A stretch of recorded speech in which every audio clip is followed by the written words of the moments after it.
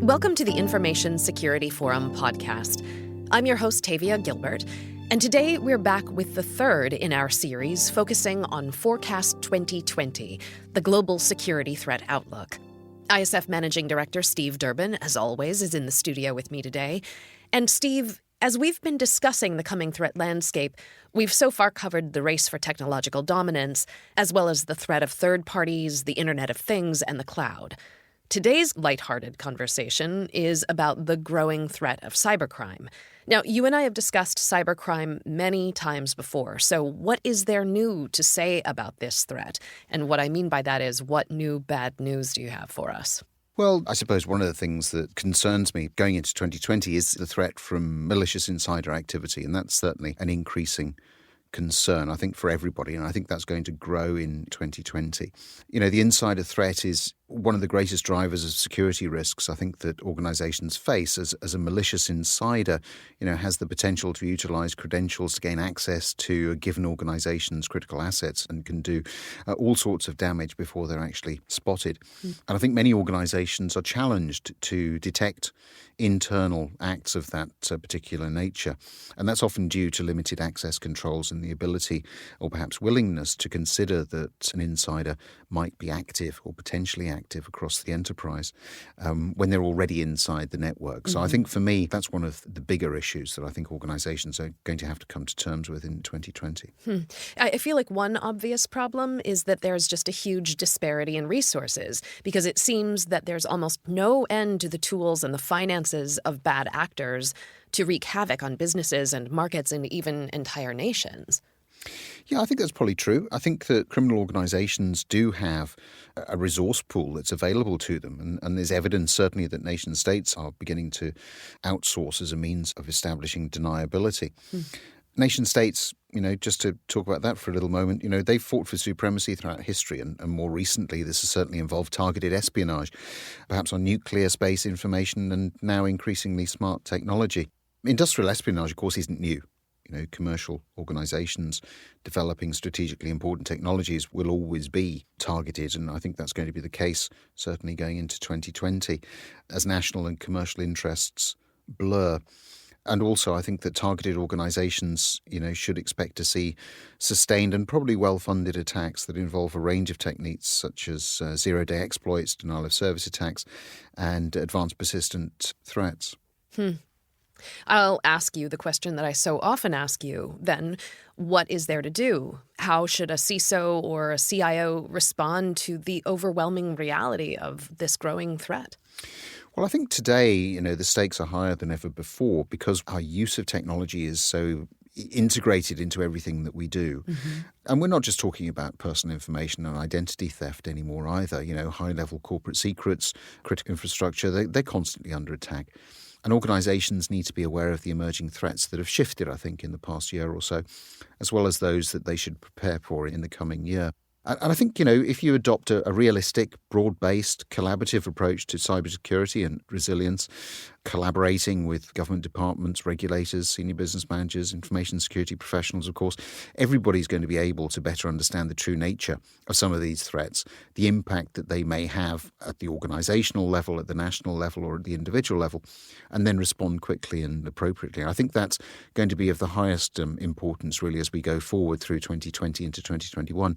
That sort of collaborative approach to really sharing some of the threat intelligence, taking advantage of some of the things like the ISF Threat Horizon report that we bring out every January that tries to look forward over the coming years to try to highlight some of the challenges for organizations so that everybody is better equipped and can prepare early. For me, it's all about preparation. It's about practice. That's the essence of resilience in this particular space. Do you think that it's hyperbolic to say that we are all targets? Because from the very lighthearted conversations we've had in the past, you and I know that it's about $300 online, the price to have an individual hacked, or $7,000 is the average salary a young adult in Eurasia can make per month through cyber extortion. $900,000 is a readily achievable annual salary for a cyber criminal. So it feels like we're all suddenly more at risk than ever. Yeah, I think that it's, cybercrime is certainly an entrepreneurial growth business. There's no getting away from it. And the arrest rate is very, very low. So if you look at risk return, then cybercrime does unfortunately pay. But we also know that things like phishing, is still one of the most popular attack routes out there. At about a third of incidents that we see. Over 3/4 of cyber espionage incidents, incidentally, are a result of phishing. So, what's increasing, I think, is because these are all fairly traditional things. So what's increasing is the presence of nation states that are making use of some of these opportunities, if I could put it that way. More recently, this has certainly involved targeted espionage, and cyber has made it much, much easier. And, the numbers speak for themselves. IP theft accounts for 1/4 of the global cost of cybercrime, which is estimated at being about, I think last year it was about $600 billion, something like that. So commercial organizations, particularly those that are developing important technologies of strategic importance, they have to, I think, accept that they're going to be targeted. And I think that really one of the things that we all have to come to terms with is that cybercrime is not something that is going to go away. It is, as I said, it does have a very high reward for the risk associated with it. And I think that the potential attack landscape is continuing to grow as we put more and more information into devices that we're using for both personal and commercial purposes.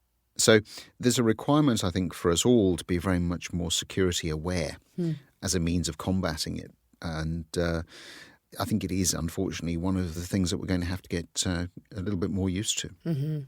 Before we wrap up this conversation, let's talk just a bit more about the insider threat, because we know it's not just bad actors targeting an organization from the outside, but the insider threat is one of the greatest drivers of security risks that organizations are facing. Talk to us a little bit more about that. At the ISF, we've spent a lot of time, I think, investigating insiders. We've categorized them into 3 blocks. We talk about the malicious insider. Very, very difficult to do anything until that kind of insider starts to act and behave. You can have monitoring systems. That can be problematic in certain geographies as well. But the malicious insider is probably the one that will be the sleeper in the organization until they decide to take some form of action. As I say, difficult to really identify. Right. We also talk about accidental insiders. They're the ones that really apply to you and I. We press the wrong button at the wrong time. We send an email to the wrong person because we've used an autofill in the email address line, those sorts of things. That's where we need to be focusing things like our awareness campaigns, where we need to be supporting individuals to understand why they're doing what they're doing. And then really it's the negligent insider as well. This is the individual who understands that there is a policy, there is a process, there is a way of doing things, but for whatever reason, normally for expediency, they decide to navigate around that.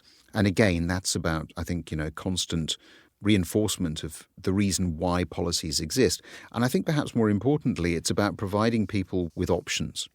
I think all too often, individuals perhaps don't know what to do if they want to do something different that is outside the policy, so they get around it. You may remember we talked to one of our many CISOs some while back now, who was talking about using as a measure the number of times that somebody came to him to ask for a variation in policy and use that as a success metric, because people were aware that there was a policy, there was a requirement to do these things, but it didn't fit with what they were trying to do at that point in time. And I think that really is where we all need to try to get to, this sort of very transparent, open environment where people aren't afraid to ask for help. It's not going to help with the malicious insider, but it will, I think, help with the other 2 categories that I've just been talking about. Right. I know that one of the coming themes that you and I will return to in 2020 is building cultures of trust. Yeah. And I think that is exemplary, that person had faith that their request, their feedback would be well received rather than seen as a problem, that it would be received as a positive thing. So I'm excited to have more conversations about building cultures of trust. Over the course of these conversations, we are clear about the increasing threat caused by the race for technological dominance, the threat of third parties, IoT and the cloud, and now, as we've discussed today, the growing threat of global cybercrime. What is the way forward? Where do we go from here? Do you have any answers or guidance for our listeners? Yeah, I do. I think that it is all about resilience. Cyber resilience has to be the way forward. There is no 100% security. So at some point, we're going to have an attack, an incident of some nature. And I think that means a 3-part approach to achieving cyber resilience. First, I think CISOs, CIOs and the board, we all need to know our data. across the organization. And I actually apply that to individuals as well. Each person has a role to play. No one can afford to stick their head in the sand and imagine that it's someone else's problem. That's quite often, an issue that certainly I come up against when I talk to organizations. It's somebody else's problem. Right. Why didn't IT do, why didn't security do, these sorts of things. So it's about responsibility. It's about understanding the importance of your own personal role, I think, in securing data. Second, I think it's about quantification. So risk needs to be quantified through a scenario-driven approach, I would suggest. That means training, it means tabletop exercise, it means very much more robust exercises and indeed repetition that doesn't just involve security staff or IT staff. It's about involving everybody across the business who is touched by the particular scenario that you're looking to rehearse effectively. And then finally, enterprises must adopt an organization-wide strategy towards cybersecurity management. It isn't just a problem for one siloed, separate part of the business. Cybersecurity really is everybody's responsibility because cyber is integral in terms of everything that an organization does today.